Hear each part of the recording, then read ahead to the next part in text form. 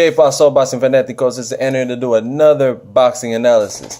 This boxing analysis is the rematch between Andre, the resurrected Dirrell, versus Jose Uzcategui. I could be butchering that, but I believe it's Uzcategui. Now, with this unique rematch that's coming up here, let's review what happened in the first fight. In the first fight, Andre Dirrell was doing very well, outboxing his opponent in the first couple rounds. In the middle rounds, he started getting hit with power punches. It reminded me of Antonio Margarito versus Angel Miguel Cotto, the Puerto Rican versus Mexican war, except this is the American Midwest boxer war versus the Venezuelan, Afro-Venezuelan. So Uzcategui was really good. He did a very good job of throwing really crazy, well-timed punches that were hitting the spot very accurately. Andre Dirrell is 34 years old now. It was 33 when the fight happened, and I feel like it's a mental thing with him. The guy had one of the most highest decorated amateur records, in history. Won so many belts. Just extremely talented. I mean, you can ask Paulie Malignaggi, like I said before. He's one of the most talented guys you can get out of the amateur system. But I think the amateur system kind of hindered his growth because he never really fully went into the pro style. And this is coming from an Andre Dirrell fan. I'm a Midwest boxer myself, and I looked up to him, and I still do look up to him. But it's just sad that, he was so highly touted that when he first turned pro, people thought he was going to win titles at 160, 168, and 175 because he's just that damn good and he can outbox people. But he's had the short end of the stick. He's had a very hard career when it comes to the knockout losses. And a lot of them were through cheap shots because the guys could not land solid, clean punches on him. So they resort to dirty tactics. And Andre Dirrell is so stuck in his ways to not be dirty and throw an elbow or hit in retaliation back that these guys take advantage of it. First was Carl Froch. Carl Froch was a bitch, and he hit him while he was down. Hitting him low, hitting him behind the head. And I think that fucked him up too. Andre Dirrell was never really the same after that Carl Froch fight. If you go back, he got hit behind the head like 30 times. I think there's a video that shows how many times he was hit behind the head, and the referee overseas just let it go. So fucked up and so foul on so many different levels. But I'm not going to get into that. We're going to stay focused. Arthur Abraham was the next fight. Could not land a punch on him to save his life. And in the Joe Louis Arena in Detroit, he ended up winning by a disqualification. And he shouldn't have lost. I mean, he shouldn't have won by disqualification because all Arthur Abraham had to do was take his loss like a fucking man. But no, what did he do? He hit him while he was down. While he was down, he threw a crazy uppercut or a hook, I believe. I'm trying to remember in my head. Is almost 10 years ago. And damn near decapitated him. And he was fucked up. He had a brain concussion from that. And concussions can fuck you up over time. Now he started winning, beating all these guys. He had about 7 to 8 win streak. Then he ran into James DeGale. That was his first, to me, legit loss. And he ended up losing by unanimous decision. He got outboxed. And it was a very tough fight. Jose Uzcategui, the first fight, he was a beast. And he's one of them people who starts slow. He picks up his speed in the middle rounds. He's like, has to get his engine going. And, man, when he started landing those bombs, man, it was just a different type of thud in there. And unless Andre Ward has really worked the game plan, I'm glad he changed trainers with Virgil Hunter. I think Virgil Hunter is a great mental coach, and that's what he needed at this stage of his career. I believe in Andre Dirrell, but this is my last time believing in him. And I want him to win. He's from the Midwest like me. He's from the same background. He's from the hood like me. He's from the gutter. He's from the ghetto. I just really want him to really get it together. I want his mental game to be there all 12 rounds if it goes there. I want him to be in mental, physical, and spiritual preparation for this fight. He looks in shape. They both made 168 pounds. One thing that I saw, though, is Dirrell's speech he was slow. The way he was talking was so slow, and I have to be honest about that. A lot of you guys like to brush over like, he all right. That's that macho shit. But on some real shit, I feel for the guy. You know what I'm saying? He's gave his whole life to this fucking sport. You know what I'm saying? People mad, just disrespectful and say all type of fucked up shit, but fuck them. They ain't never been in the ring themselves, and if they did, they never fought on a main card. You know what I'm saying? They ain't shit, so fuck them. Andre Dirrell has a chance to rewrite history. You beat a guy like Uzcategui, who is in his prime, a fucking beast, a fucking monster. If you can beat him, and this guy is taller than Andre Dirrell, he's younger than Andre Dirrell. He doesn't have more rounds of experience. Andre Dirrell's 26-2 with 16 knockouts with 164 rounds boxed. So he's very experienced with a 57% knockout ratio, which is very good.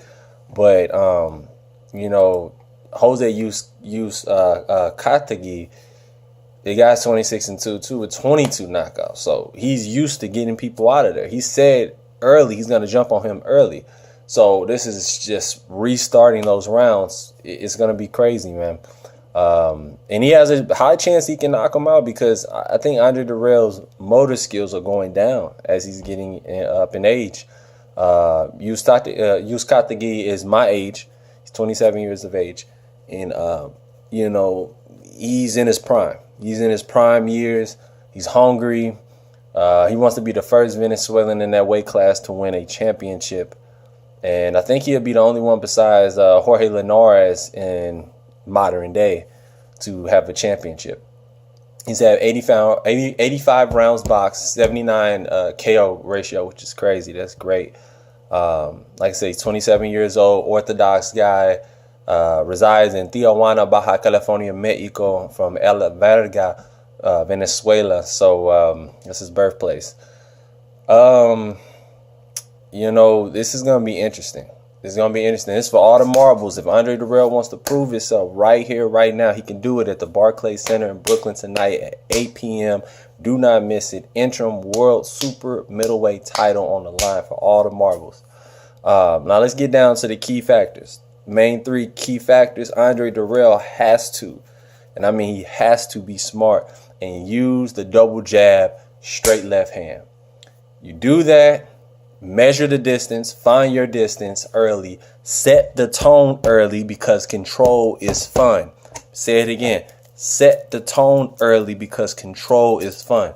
If you can control your opponent, you can toy with him, you can have fun with him, you can push the buttons on when to turn him on and turn him off. Now, if you don't set the tone early and you let him find his range, meaning Jose Uzcategui, you let him find his range, you're going to get knocked out.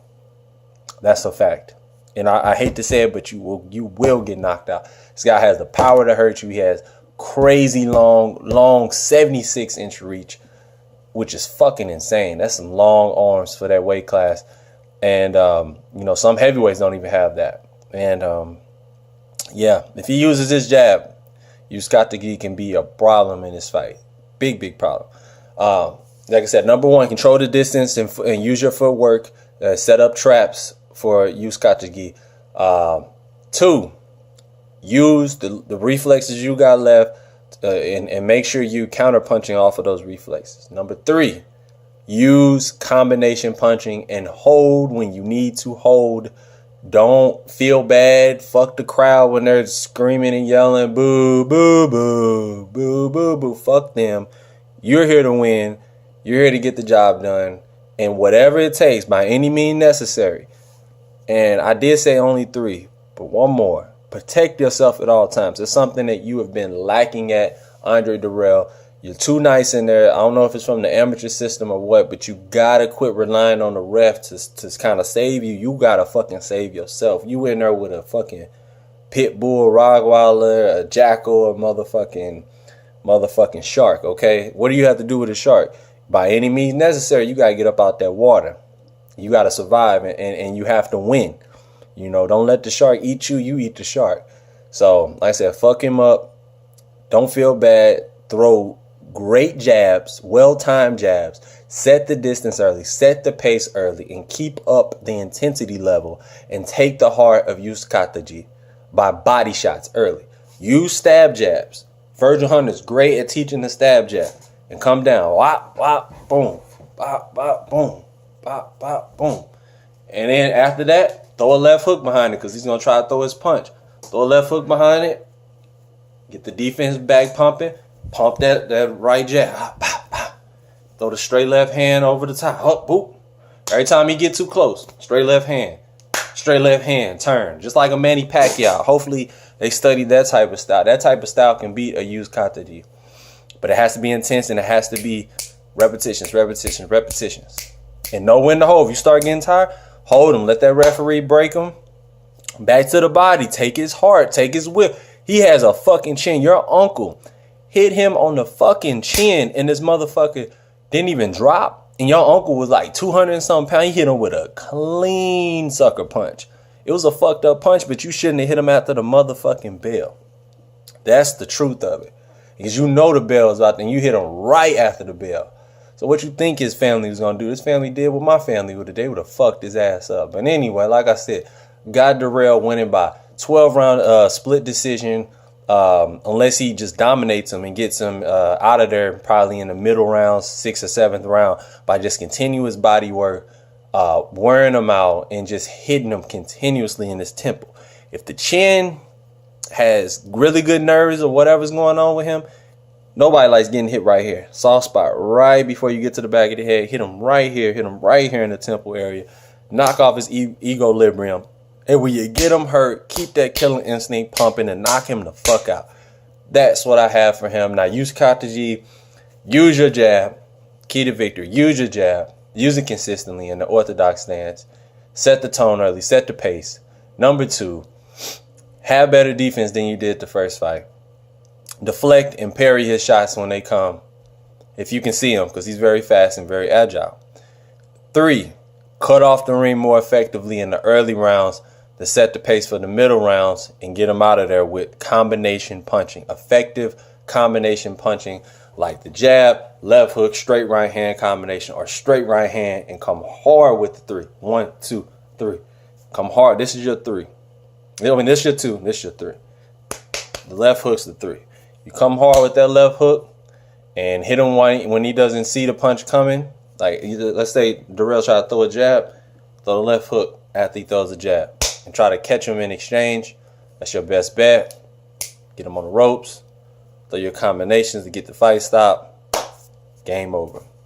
End of Andre Dirrell's career, and you become the first Venezuelan champion at 168 pounds.